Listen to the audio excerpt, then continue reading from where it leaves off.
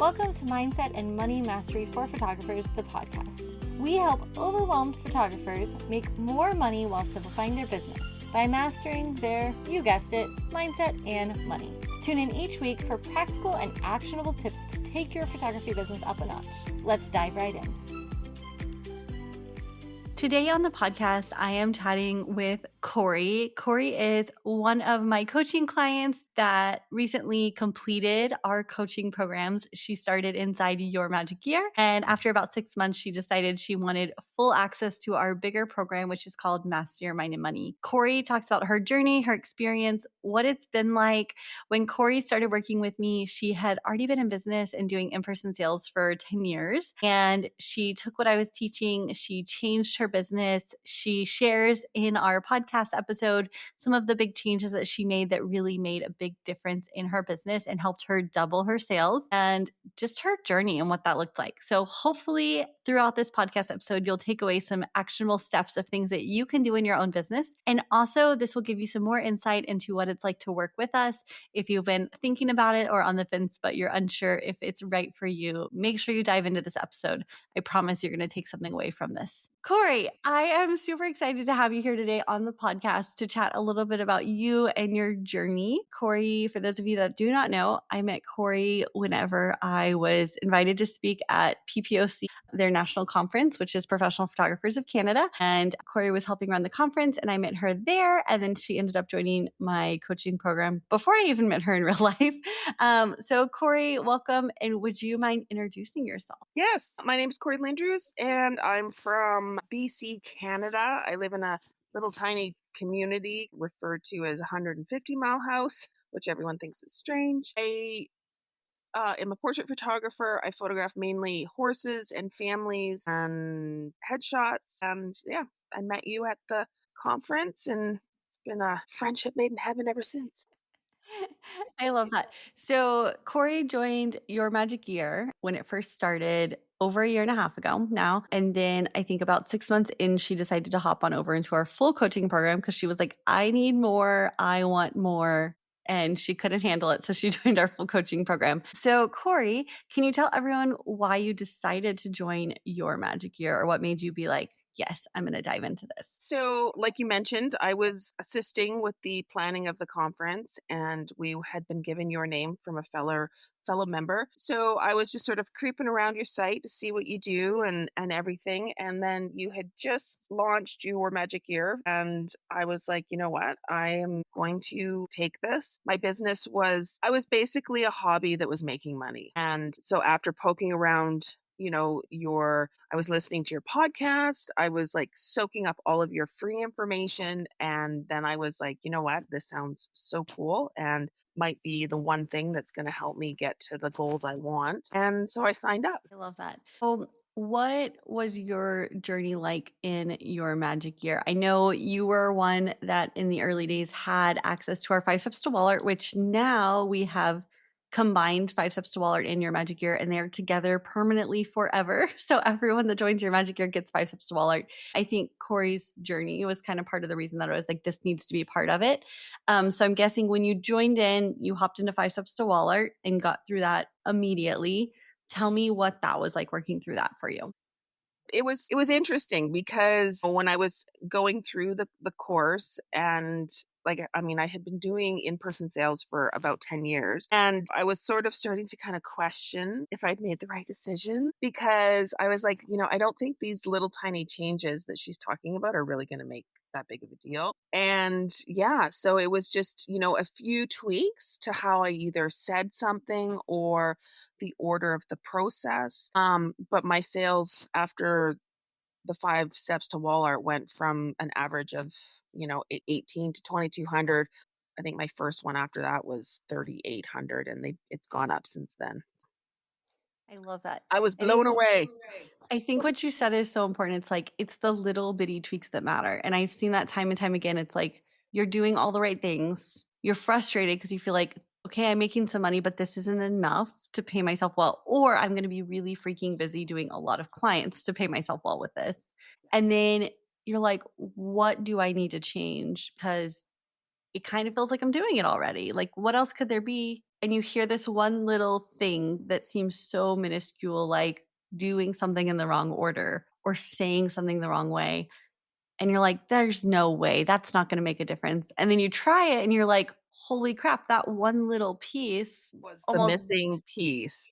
yeah. And it almost doubled your sales Yeah, it overnight. was like when I think back on it, it was like I said, I was like, "Oh, I don't know, this doesn't seem, legit." Kind of like, how can one little, order or one little word make a difference? And I mean, I hadn't sold an album, I think, in 10 years, and I'm now selling albums. Wow, that's amazing. That's amazing. And that selling the albums accounts for a big chunk of your new sales average, right? Absolutely. I love that. That's really cool to hear. So, how do you remember how much time it took you to work through 5 Steps to Walmart? I think I was through it in about 3 hours. Okay, so you worked through it Um, really fast. well, yeah, because I had a little bit of downtime, and then once I once I realized that your, system, like, worked so well, then I just everything fell at the wayside, right? Like, my Yeah. poor family stuff, because I just was listening to Corinda, like, 24 hours a day. It's like Corey says all the time. She's like, "My family knows your voice. Also, everybody just do exactly what Corinda says, how she says to do it. Just trust that what she's saying is gonna work because just do the damn thing." Yes. I heard Corey say that to a lot of people, so I appreciate that. Totally. I mean, that was another thing, right? Like there were so many things that I wasn't doing in my business that was uncomfortable, but I just was like, "No, Corinda told me to do this, so I'm going to have to put on my big girl panties and just do it." And Ooh. like the payoff was next level. Like What was the most uncomfortable thing I made you do? calling my clients on the phone. Oh, okay, let's talk about that for a second. What difference do you think picking up the phone really made? I think that there was, once I had come up with my sort of info call script and I had practiced it, like I would be up at my barn, telling my chickens my info call, I would go through it with them and I practiced and practiced. And then even when I got on the call, I still fumbled it the first few times, but I just felt that when I hit all the touch points, that I think was the big thing that made the difference. So when I finally got to the sales session, they already knew, roughly it was going to cost them about $4,000. This is what the average person bought, that kind of thing. Like it was just, being prepared. Yeah. That was the thing that was a big light bulb moment for me. Like, wow, the more they're prepared, the more they spend. Yeah. I love that. Do you feel like most of your selling is done before you even get to the reveal now? Or how does that kind of come into play? Like, what percentage of your selling you think happens before the reveal versus at the reveal? I would say like 97% of the selling has already been done. From the info call to, all of the email communications that happen up until that point to the actual, like, I never even considered sort of selling. I mean, if that's, yeah, at the actual session. But it was just Mm. even like when I say selling, I mean like just one sentence in Yeah. the middle of the session. Right. Do you feel like the selling now is more organic than it was before? Like it just happens? Or do you feel like Absolutely.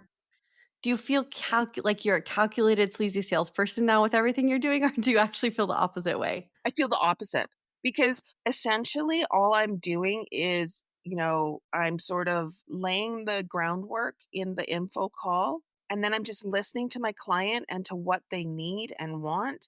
And then I'm just making sure it happens. And then by the time, and sort of with gentle nudging along the way, like I am directing them where I want them to go without them realizing that this is where we're going. Right. For And they're sure. super happy, right? Like, Yeah. so Do you think that with your new pricing and your new system and all that stuff, do you think that you've alienated like the clients you had before, or do you feel like you can still serve them? I think that I maybe, dropped a few. Most have followed along, like especially because with shooting families, I have a lot of, every couple of years people coming back to me and no one has really balked at, my goodness, why have your prices doubled or why have, like no one's questioning it. It's kind of weird. Yeah, I love that. Okay, so let's talk about your clients. I feel like you're really busy now. You're booking more sessions regularly. Has anything big changed in your marketing strategy? Like, now I have one.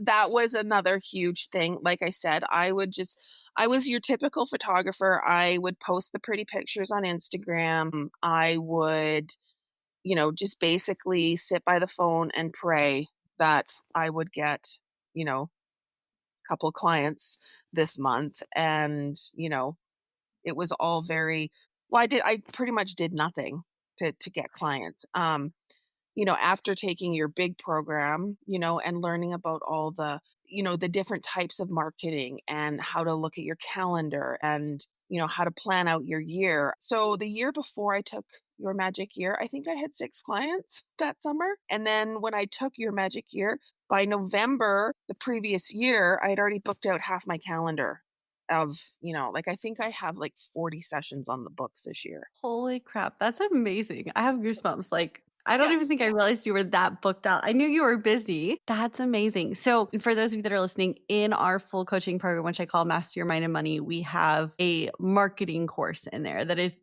really long. But so good.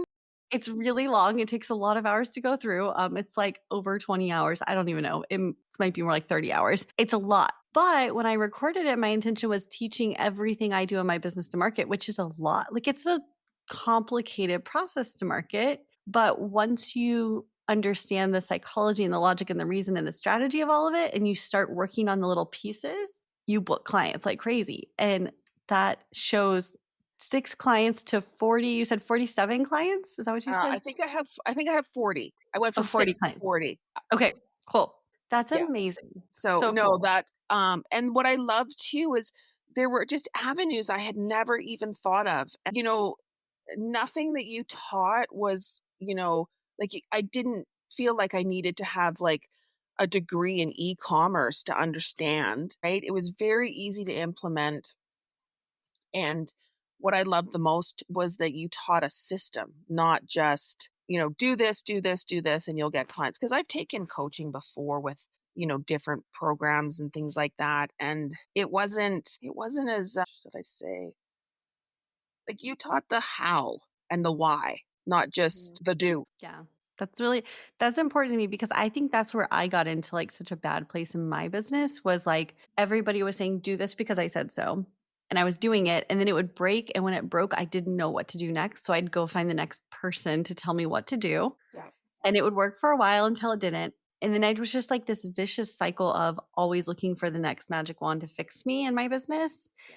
And I think I realized that the reason I was like that was because no one was teaching me the how and the why. So as a business coach, I was like, I want to teach people the how and the why so that they're confident. And hopefully I work myself out of a job, right? Like I want y'all to go on and be confident and know what you're doing and be like, I don't need the next business coach to fix me a year from now. I can make my decisions going forward and I know exactly how to pivot and shift and adjust and keep an eye on things so that they keep working. And the biggest thing I think that made me, because I mean, obviously with only 6 sessions, like I really didn't have the money to take your program.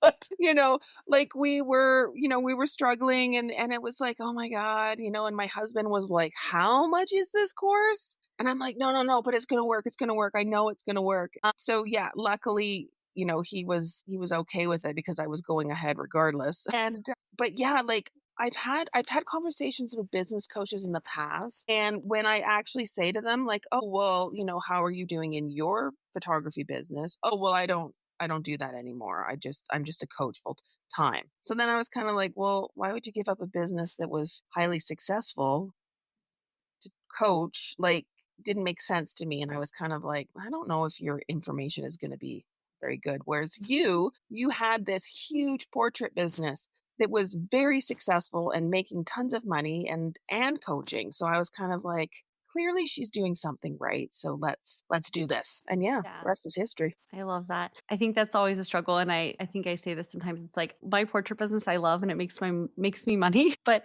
I feel like I was put on this earth, and I'm supposed to be helping people with their businesses because I want them to feel that same way I feel about my portrait business. And it's such a struggle, I think, for me personally. And this is just honest business ownership. And I'm sure a lot of you listening to this will face this at one point in time where you have something that you genuinely love and it's your heart and soul and you do it because you love it. And then you have something else that really pays your bills. And it's like, I do my coaching business because I love it. My photography business pays the bills and pays me really well. And it's a really delicate balance juggling the two. And I always laugh and say that my coaching business reminds me what it's like to be in your shoes because my Yes. photography business is really huge and successful and it works and it runs well. Whereas my coaching business, I'm still learning and I'm still growing a lot and I'm still trying to sort through all of it and all the noise and stuff too. So it kind of keeps me grounded with knowing where y'all are at and remembering the struggle. But tell me, we got to meet in person at Canadian Imaging. You got to Yes. hear me speak at Canadian Imaging my first time on stage. When you met me in person, were you disappointed? I'm just kidding. You know what's funny? You were a lot taller than I thought you were. That's right. I remember you telling me that. It's It's so like, funny. "Oh, I didn't think you were that tall." I have this like extreme fear because I remember I went to so many workshops and stuff in person when I was like in my learning phase of my portrait business. And I remember meeting like the people hosting the workshop and being so let down by them in person and being like, they are not like they are in person, like they are in online. They're Yes, so nice and online and in person, they're jerks. So I'm always so nervous I'm going to meet somebody in person and be like, I'm not the same person. No, I am the same person. At least I try to be. So if any of y'all ever meet me in the wild or see me in the wild, do come say hi and talk to me. I am happy to talk. I might take a minute for me, my brain to catch up and realize who I'm talking to and what's happening. But right, I love getting to meet y'all, and it was so fun to get to meet y'all. And hopefully, I'll get to come again to Canada soon, or maybe I'll convince you to come to the US sometime right. to visit. Well, and I find you were exactly who, I had been chatting with. So yeah, there was no difference in you whatsoever. You were exactly the same online as you are in person. Well, I appreciate that. That's good. That's my big insecurity about coaching and meeting people. So, I have a question. There's something I was thinking about earlier that I wanted to ask you, but I lost track of it. Okay, can we talk about the price list thing about ditching your price list? Yes, that's a good one. Because that is I have a podcast episode about it and people are always like, "You do what? You don't have a price list?" So the first question is, did you ditch your price list? Did you think I was insane when I said that? And how has that journey been? That would be a yes and a yes. Like I said, I had been like before I joined any of your programs, I was sucking up all of your podcast information. And so I was listening to that episode. I can even remember exactly where because I was driving and I can remember the day. And I can remember the day and where I was and I thought, "Oh my word, this woman is insane. How is it that you don't provide," because every year I would make the really pretty PDF and all the information, and I was like, "And she wants me to get rid of it? Like, just completely? Like, gone?" And but again, I blindly followed your advice, and I got rid of my price list, and the most interesting thing about it, no one asked for it. I Yeah. have yet to be asked for the price list. And how Yeah. long what did we say it's been? It's been like a year and a half? Yeah. Yeah, no one asks. And I tell them, in the info call what it costs, what the average, the I do the thing and no one's asked. It's I don't know. To me it was mind-blowing. Like it's That's crazy. amazing. So okay, if there's like one big lesson that you think you've learned or the most important thing that you think you've learned that you think everyone who's listening to this needs to hear, what would it be? And for the record, so everyone knows that's listening, I am putting Corey on the spot. She didn't even know she was recording a podcast until we started our call today. And then I was like, hey, let's record a podcast together. So totally on the Yes. spot right now. Oh, the one big thing. I think it was that your bit like building systems within your business. That for me was like I said, I went from 6 sessions the 1 year and was, between life and I have a small hobby farm and a husband and kids, teenagers, and I was sort of struggling to manage, even though I Mhm. only had like, this really, really small, amount of clients. And then I went from 6 to 40, but I'm not working as much, which I think is Mm. just insane. Like, how is it that I have, 3 times as many clients, but I'm doing half the work? And it's because you taught me how to automate and where to automate and how to streamline it. So yeah, the systems thing. And I'm constantly building out systems now for everything. And it's just streamlined my life. I have more free time to do the things that I want to do, I and I love don't have to that. worry. Like my business is, like my social media posts are going out automatically. The marketing is doing its thing, and I'm sitting by the fire drinking my coffee. Yeah, it's funny. I don't know if I've ever said this on the podcast. I hate the word systems and I hate systems, but I know that systems are necessary to survive. I like making systems to break systems. I'm that person. So when Corey sits here and is like, systems, I've learned systems. That makes me so happy because I struggle with that personally. So the fact that you took that away is something big. Yeah.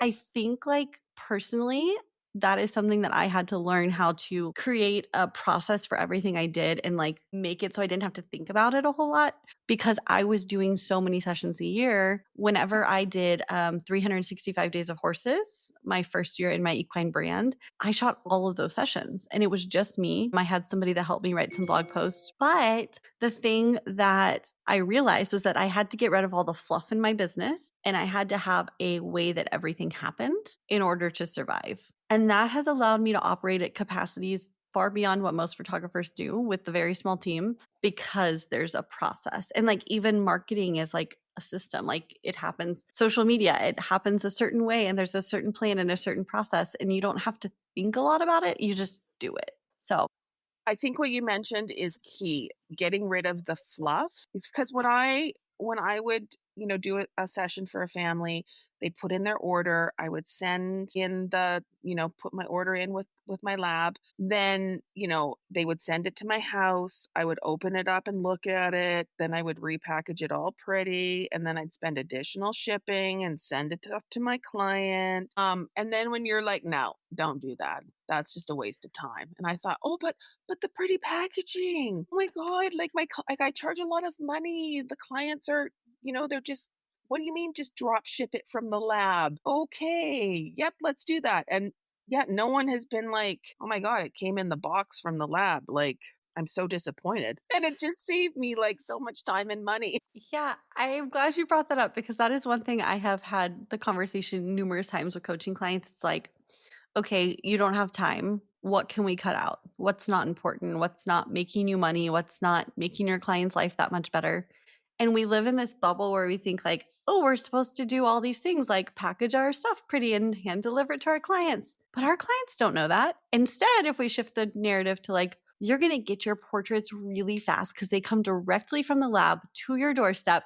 You don't have to meet me. You don't have to see another person. You don't have to put on real pants to come do this. It's fast. It's easy for you. Like that flips this whole narrative of like, you have to do the pretty packaging and you have to hand deliver Yep. really on it, flips it upside down. But to us, we hear everyone saying, oh, you have to do this because Mhm. everyone does this. So then we have this like guilt about not doing the thing until we realize that it doesn't really matter, It as bad doesn't as that is to matter. say. No, and it's funny because I was chatting with another so I have 2 client bases, I guess you would say. I moved to my community 8 years ago now, so I still have clients in my old community, and they're 6 hours away, and then I have my new community. And so I had a photographer say to me, "Well, you don't drop ship to your local clients, do you?" And I'm like, "Oh, yeah. Yeah, I drop ship to everyone. It doesn't matter if you live next door to me, I'm drop shipping it to you." I love it. Yeah. Think like you don't get to play at a high level by doing what everyone else is doing. You have to be willing to do things differently and stop caring about what everyone else says you have to do Yes. in Yeah. order to do things differently and bigger and all of those things, which not everyone wants to do bigger. I want to do bigger. I'm doing bigger. I'm doing an insane amount of sessions a year and I love it. But I didn't get here by playing by the rules and I didn't get here by listening to what honestly, even listening to what my business coach at the time told me. My business coach at the time told me that what I was doing was a stupid idea and I should never do it. And I just say, like, look at me now, right? So I think it's really important to just not hold yourself to what everyone says you should do. Well, and the other thing that you taught me that was sort of game changing was the whole idea of, but did you post it 100 times?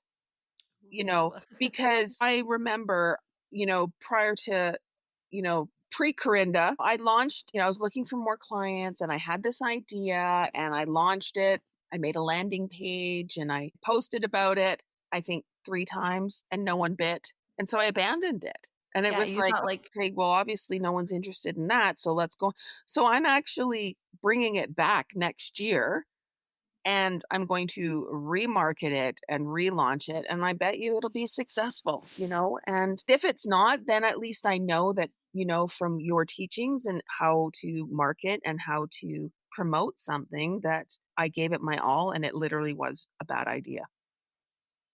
yeah, and I think that's important. We all too often, like, put something out into the world, and we think like, "Oh, nobody wants this. Never mind. I'm gonna delete it. I'm gonna pretend like it never happened." But in all reality, we haven't put it out there enough. We haven't shouted it from the rooftops enough. We haven't told Exactly. everyone we know. We've just, like, put a social media post out and expected everyone to see it. Yeah, and that was a huge thing for me. It was like, wow, like, yeah, 3 times. I doubt anybody even saw it. Like, with the way that social media goes and how quickly and busy everyone's lives are. At the beginning of the year, I had a promotion going and I had 3 posts a day. And I was so nervous at first, like, oh, I'm spammy or people are going to be so sick of hearing about it and me and blah, blah, and all I got from people like friends, family, and potential clients was, oh, wow, like, I see you've upped your social media. Yeah. Like, no one was like, "Oh my god, Corey, like, you're too much."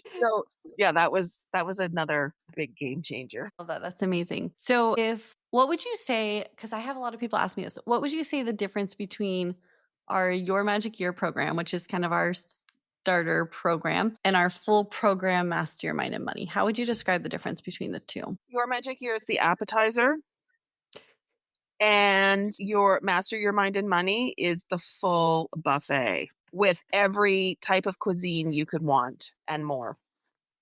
I love And that. dessert. I love that. So let's talk about Your Magic Year for a second. In Your Magic Year, we have like trainings that we do, and sometimes we'll do like a Q&A call in there. Depends on the month. So, what were those trainings that we did in Your Magic Year like for you? Trainings in your magic year. Yes, So long ago. we did. Well, when we first I was your first launch, so Uh huh. we just did mostly the trainings of sitting, like, and I remember one of your it was in the very, very beginning, and one of your days, it was only supposed to be like a 2-hour meeting, and I think we went for like 3.5 hours. And you And were you're like, like, "I want to keep going, but I don't want to, explode your minds and brains." So, yeah, so then it got kinda dialed in and we only did up to 2 hours, didn't we? yeah, normally around Yeah. 2 hours. And then you introduced the Q&As and it was just the perfect balance of because sometimes I find like, you're listening to, a training and then you're like, "Oh, but I'm missing one piece," Mm, because we all learn differently and we all learn at a different rate. And so I found that the Q&As was that perfect link, to connect everything if you yeah, didn't fully understand what was going on. right. Did that answer it? I kind of Yeah. I kind of ramble. How would you okay, so describe the Q&As. Like, I think people have experienced a lot of different types of Q&As. Tell me kind of from your perspective what those are like if you were trying to explain it to someone. Yeah, so basically the Q&As, you could ask any question. Like you didn't have to stay within I have a we just did marketing, I have a marketing question. Like you could ask anything. If you Mhm. had something coming up in your business that was unique to you, that was a time to ask it. And what I loved about the Q&As is I always tried to come up with I don't even think I've ever had a question in any of your Q&As. But I went to them all even though I didn't have a question. And I still learned so much from other people's questions or just you and I just chat like, I mean, because I think there were a few Q&As that it was just me and you. Yeah. Um, and then, you would just be telling me about your week, and then it would lead to this in-depth conversation, about post-processing or marketing Mhm. or, how to find more clients and like so it was Yeah. very I loved how organic your program was. It Yeah. wasn't so structured that, I had to have a question. If I didn't have a question, I couldn't come. It was just yeah, and I would pick up all sorts of information from everybody and different genres too. Like that's the other thing that is, I think maybe people don't realize, like, because you're an equine photographer, I think they think that they have to be an equine photographer to get the most out of your program, which is so not true. Like, I don't think we even really talk about horses that much. no, just us horse people Yeah, talk just about as horse people. I love that. Okay, so if somebody was thinking about joining either one of the programs, what advice would you give to them? the advice I would give to them would be finish the section you're working on and instantly implement that in your business. That's how I did it. Like, I didn't just do the whole program and then implement like every module. So, like, let's just say, okay, we're doing the blogging module. So anything you taught us, I instantly applied in my business. And I Mhm. think that's one of the reasons I've had so much success is because I'm actually doing the work and I'm doing the work immediately, right? Yeah. So, because there is an insane amount of information. I actually took notes every time I listened to anything, and I have like a 3-inch binder that is literally full. I had to go and buy a second binder to fit all my notes. I need But a picture of this. oh, yeah. I'll have to send it to you because it's crazy. But by implementing it immediately, it stuck in my head and it has now just become a part of my life. And I didn't forget, right? Like, I think if you just carried on and moved on and then went back, Yeah. I think that would be Mhm. so overwhelming. Well, that's something I tell people. It's like if you treat this like you're in a classroom setting and you're hearing the information once and only once, and you have to take that knowledge and you have to know it because it's important for your survival. Yeah. Treat it like that when you go through it. Because I feel like there's like a bit of a culture around courses these days where it's like, oh, well, I can go back and watch it later, or I can just listen to it passively and then I can learn something. And I'm like, don't do that. That doesn't listen to it once, trust that you absorbed the information or took notes or did what you need to do to learn it or implement it, then move on. Because it's not like you're memorizing every bone in a body. It's like you're learning the process of how to build a price list. And as you learn that, listen to me teaching you that process, you're doing the work and putting into action so you know how to do it. You don't need to come back and watch the video 10 times, hopefully. You should just be able to do it and implement as you go. And then if you get sticky and you're like, wait, hold on, what did she say about that? You can go back and listen to that one section. Yeah. And I think that, like, your big program, I don't think I've ever gone back and re-listened to anything. I don't even think I've gone back and checked my notes. Like, by listening to it and then immediately implementing it, Mhm. like, it was just there. The only course of yours that I do go back is the 5 steps to wall art, but that's not because I'm not retaining. It's because there are so many, like, when you talk about the different, like, how to deal with the different buyers, your Mhm. overlover, your underlover, those kind of Mhm. things. There's so much in that, I will go back and listen and Mhm. things like that. I love that. That's amazing. There has been so much good information shared. This has been so helpful and fun to kind of go back and relive your journey. I'm glad we were finally able to do this. Is there anything else that you are just dying to share, or is there a one business tip that you wish every photographer knew? Business tip: get on the phone with your client. Ooh. Even if it's uncomfortable. And, like, honestly, I am such a dork, and my very first info call, I literally was, trying to read it off of the paper because I was so nervous, and I fumbled, and I sounded even more dorkier than normal, but honestly, like, we're all human, and all I did was acknowledge, what a dork I am on the phone. Sorry, I'm fumbling, and my client, I mean, she booked me and she still spent money. So it really doesn't matter. Just get out there. And yeah, that is probably, I will ask for the business. I will ask for the sale before I wouldn't. I would never think to say to somebody, you know what, we should do this. Like, when was the last time you were photographed? Hey, let's do a session. We've been Yeah. talking about this for years. I mean, like, Do it now. just do it now. And, does everybody say yes? No. But, some do. And there I Uh-huh. go. Like, yeah, that would be Yeah. my big. It's crazy that there's just like little words that I hear you saying that it's like you've learned how to use those words and you like know them and they're such a big part of your brain now that they just like flow off your tongue so Oh, easily. Like saying like, "Why haven't you done it? Let's do it." Like that's something I say all the time, and I say it to every person I meet, and I was on this little, like, marketing somebody invited me to do, like, this I don't know, it was, like, 60-second marketing tip or something like that, and that was my tip. It was, like, ask everybody, like, "Have you done this? Why haven't you done it? Let's do it." Like, just Yeah. say that everywhere you go, and I do. I say it to everybody, and it, like my husband's like, "Here we go again." But it will make you more money than anything else, honestly. It's just calling people in and saying, like, "Let's do it," and doing it organically because you care. Like, you can't sleep at night knowing that you missed an opportunity to create something that is so powerful and so impactful in their lives, but also pays you. So, And I it's 2 think sides once of you there. find your own voice and your own way, I'm a small town girl, was raised by a, truck driver and, so I would say I am a little rough around the edges and, with the words sometimes I choose, um, but that like people don't feel like I'm being sleazy because it's organically me, but I'm just like, hey, let's do I was at my father's memorial and I was still asking for sales, because I'm a family photographer and I don't have any photos of my dad and I together, and he's been gone 3 years.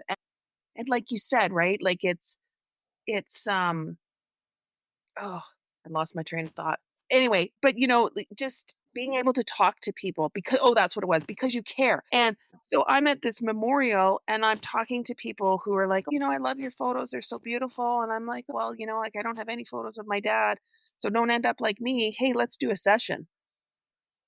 Yeah. you know, and not one person was like, "Oh my god, you're sleazy," or, they were just like, "That's so true, and you're right." And I did book some, but again, it was more because I cared, because I had just had this experience, and I had just Mhm. learned from this experience that there's no photos of my dad and I together as adults, and that's sad. And so I was just sort of talking to people as though I was like, "Don't follow in my footsteps. Do Yeah. the thing. Spend the Yeah. money. You won't regret it."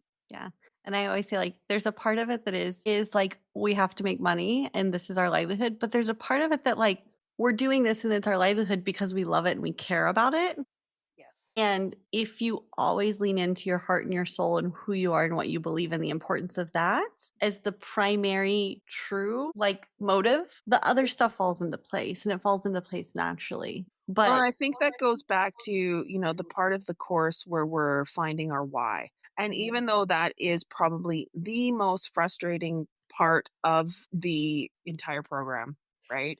Because it doesn't happen. You can't force it. You can't like and it's the slowest part too, because you have to kind of sit with it. And like, I mean, I had tried figuring out my why right from the beginning and to come up with a sales pitch, or my 30-second this is what I do. And it wasn't my till my last trip down to my old community that we finally nailed it. And it's my why, and I totally understand my why. But yeah. But don't get hung up on that either. Like, don't stay on that one or you'll miss the rest of the program. yeah, that's 100% true. People get stuck there and they hang on to that and they're like, I need the answer, but the answer doesn't come right away. Sometimes it takes time and it's a journey. And I think it's a never ending, always evolving type of journey. So, Absolutely. Yeah. do you mind sharing your why? My Okay, so here's my pitch is that I am a silent storyteller. I create legacy portraits for people who do not want to be forgotten. I love that. So, my why is helping people see the magic inside of themselves and the relationships that they have that they oftentimes miss out on.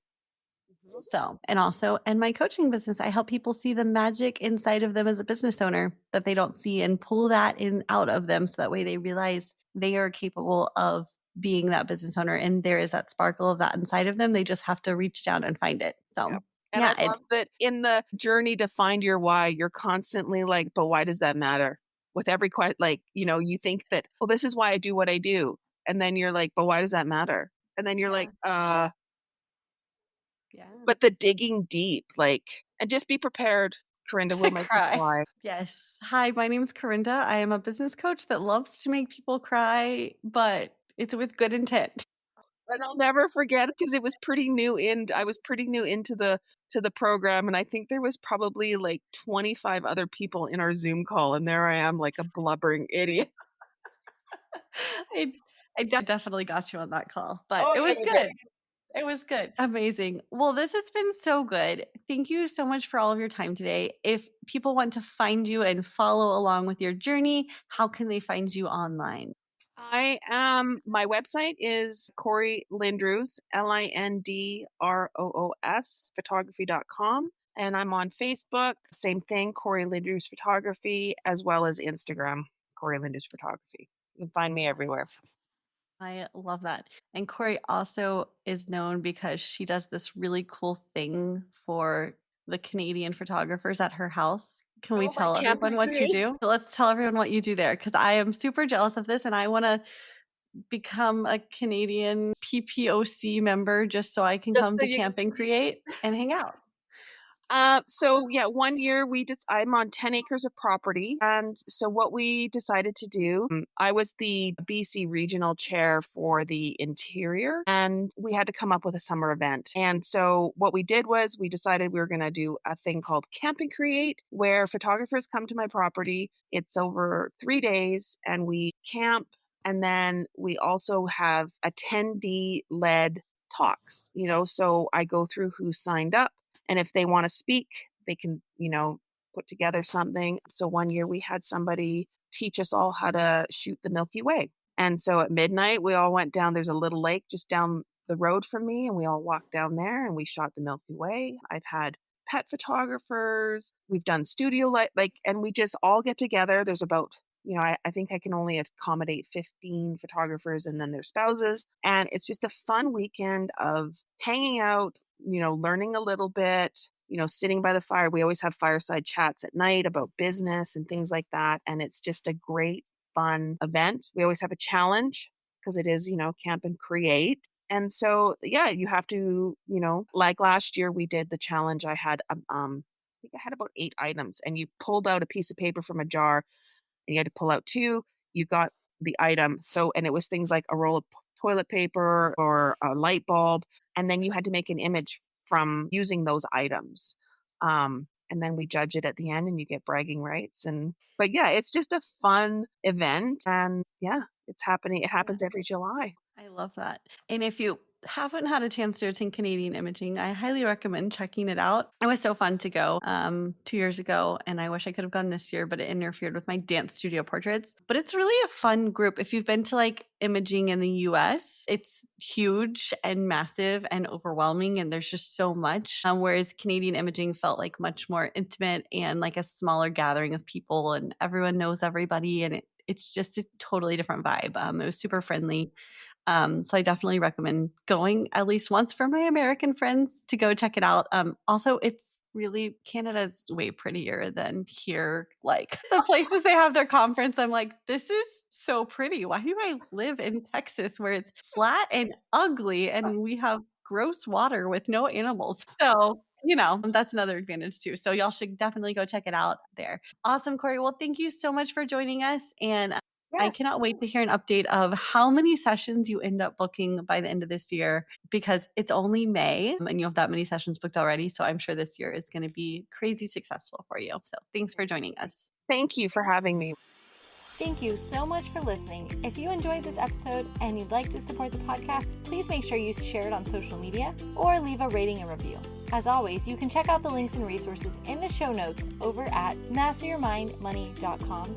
To catch all the latest from me, you can follow me on Instagram at masteryourmindmoney. And don't forget to join our free Facebook group, Photography Business Tune-Up with Corinne Decay. Thanks again, and I'll see you next time.